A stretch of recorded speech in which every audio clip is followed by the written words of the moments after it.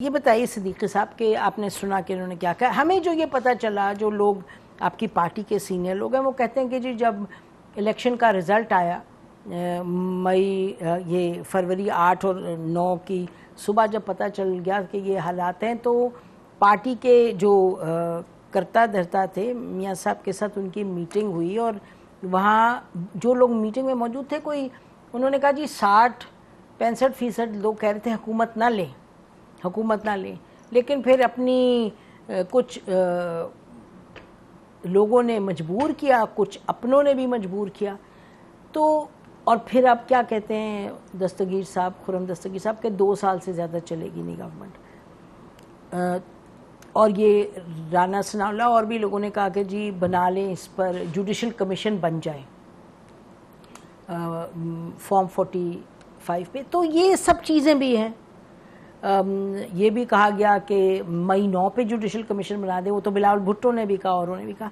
तो मुझे ये बताएं कि पाकिस्तान को अगर इस सियासी सूरत हाल से आगे निकालना है, ये एक बात है नहीं कि कौन सही कौन गलत, बात यह कि एक डिफ़िकल्ट सिचुएशन में है, तो आप कैसे देखते हैं? देखें नसीम, बात यह है कि अचकज़ई साहब बड़े मोहतरम लीडर हैं, मेरे तो ज़ाती दोस्तों में से हैं और जमहूरियत के लिए उनकी बड़ी जिद्दोजहद है, नज़रियाती आदमी हैं।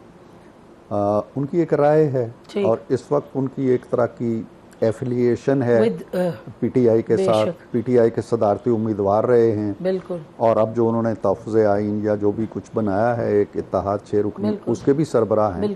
तो इसलिए उनकी गुफ्तगू के अंदर पीटीआई की खुशबू का महसूस किया जाना, कोई खुशबू तो काम है, बिल्कुल प्रो पीटीआई है, खुशबू तो आपने मैं मोहतात लफ्ज़ इस्तेमाल कर रहा हूँ, बट इट्स ऑब्वियस। तो अच्छा, जो बात आप फरमा रही हैं, जो इलेक्शन के बाद जो मीटिंग हुई नसीम, मैं उसमें शामिल था जिस मीटिंग का आप हवाला दे रही हैं, लिहाजा मैं जो कुछ आपको कहूँगा वो एक ऐनी गवाह के तौर पर कहूँगा।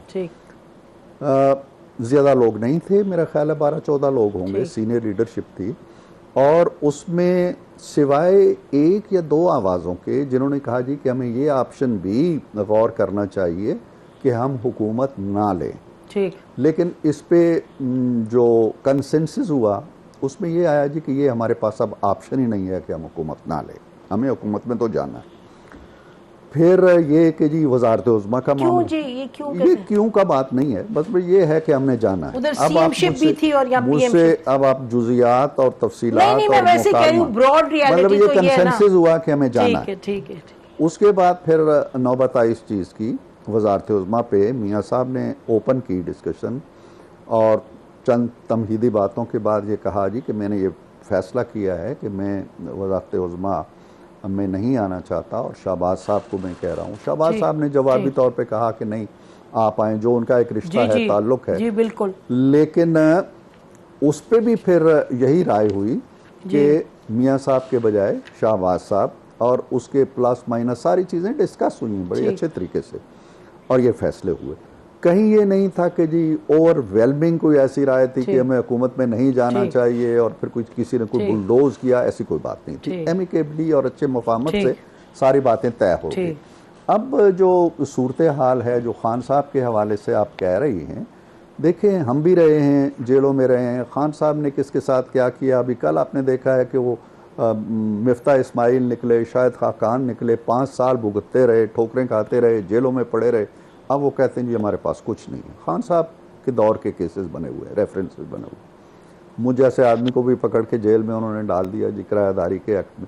एनी हो, हम इन चीज़ों को भूल गए हैं। भूल जाना हुकूमत वक्त होती है या उस वक्त की एस्टैब्लिशमेंट भी पार्टनर होती है? देखें जी होगी, मैं कहता हूँ उसका कोई भी सबब हो, जिम्मेदारी तो वज़ीर आज़म की आती है, चाहे जो भी था, बिल्कुल उसको भूल जाइए आप। बिल्कुल। आज मैंने हाउस में भी कहा, जो भी आपने सुनाया भी है, कि शाह महमूद को क्यों हथकड़ियाँ डालते हो यार, एक मुअज़्ज़ज़ आदमी है, ठीक है, उसके ऊपर आपने कोई कानून लागू कर दिया, कोई FIR बना दी, उसका केस चलाएं, वो खूब भाग जाएगा आपके। और आप एज गवर्नमेंट जिम्मेदारी ले रहे हैं कि भाई हमें। और मैंने जो हमारे फवाद के बारे में भी मैंने कहा था, फवाद चौधरी को जब उन्होंने जंजीरें पहनाई और कपड़ा डाला तो मैंने सेनेट में खड़े होकर कहा मैंने कहा यार ये मजाक बंद करें, जो भी कर रहा है तो मैं इन चीजों के खिलाफ हूँ। हमारी जमात नहीं, आप कह रहे हैं ना प्राइम मिनिस्टर की जिम्मेदारी होती है, जिम्मेदारी होती जी, है। जी। अब मैं ये कह रहा हूँ कि ये जो सूरत हाल है, खान साहब और खान साहब के जो दोस्त अहबाब खातीन मर्द सारे हैं, इसमें बीच में एक चीज़ खड़ी है जिसका नाम है 9 मई। मुज़ाकरात हो सकते हैं, बातें हो सकती हैं, हम सारी चीज़ें कर सकते हैं, लेकिन हमारे पास मेरा ख्याल है कि ऐसा कोई इख्तियार नहीं है कि 9 मई को वो वर्क फाड़ के तो पाकिस्तान के कैलेंडर से निकाल दें और कहें जी कि ये 9 मई कभी आया ही नहीं था। अगर ऐसा हो जाए या जो ऐसा करने की कुदरत रखते हैं वो कर दें तो कर दें, हम नहीं कर सकते। आप जो जैसे बिलावल भुट्टो ने कहा, एक मरतबा नहीं 2 मरतबा कहा, और भी आपकी पार्टी के लोगों के हवाले से भी हमने सुना डायरेक्टली, जो कहते हैं कि जी जुडिशल कमीशन बना दें। लेकिन ना जुडिशल कमीशन FIR दर्ज हुई है, फौजदारी मुकदमा दर्ज हुए हैं, एक बंदा सामने कत्ल कर रहा है सड़क के ऊपर, तो आप कहें जी इस पर जुडिशल कमीशन बना दें। किस किस चीज़ पे जुडिशल? आप नहीं देखती हैं कि कोर कमांडर का घर जला है? नहीं, आप भी तो देखते हैं कि कोर कमांडर के घर पहुंचते पहुंचते अमूमन 6-10 नाके होते हैं। आप भी जानते हैं, अगर मैं जानती हूँ कि जला है तो आप तो जानते हैं कि 10 नाके होते हैं। हम तो लाहौर में रहे हैं। वो नाके किसके कंट्रोल में थे? छावनी के अंदर जो नाके होते हैं ना, वो पुलिस के कंट्रोल में नहीं होते हैं, वो उन्हीं के कंट्रोल में होते हैं जो स्कोर कमांडर हाउस। फिर वो सवाल जो उठा रहे हैं वो जायज तो है। वो देखिए ना, वो मुकदमे जो चल रहे हैं, गवाहियां शहादतें सारी उसमें होगी ना। एक फौजदारी केस है, 20 फौजदारी केस हैं जो देखे ना। ये छावनी पे हमला हुआ कोयटा में, ठीक है, फायरिंग हुई, बाकायदा लोग अंदर गए हैं। उसके बाद चकदरा आ जाए, चकदरा छावनी, पहली जो प्रेस ब्रीफिंग थी ISPR की, उन्होंने कहा था कि मोर देन 200 प्लेसेस वर अटैक्ड।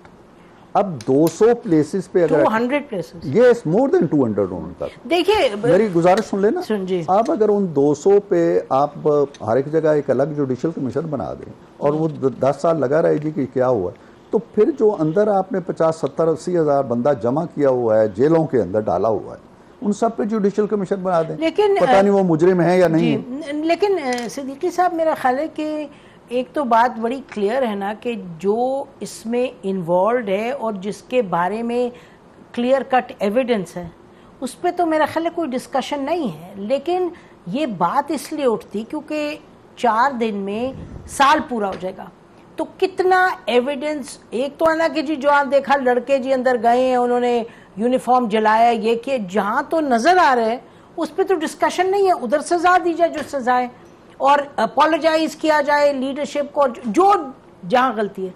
लेकिन जहाँ कोई एविडेंस नहीं है, जहाँ लोग अभी तक अंदर जेलों में बंद हैं, जहाँ डॉक्टर यास्मीन राशिद पे एंटी टेररिस्ट कोर्ट में इलेक्शन से 4 दिन पहले जब हम गए कंस्टिट्यूंसीज में, तो शी वाज अ कैंडिडेट, तो हमें उन्होंने कहा जी एंटी टेररिस्ट कोर्ट आ जाए, उधर उनसे मिलने। उधर मैं बैठी हुई थी जब उनके ऊपर एक और पर्चा कटा उसी दिन मेरी मौजूदगी में कि जी पता नहीं कौन सी तारीख को उन्होंने क्या चीज़ जलाने की कोशिश की, जबकि वो फिजिकली जेल में थी।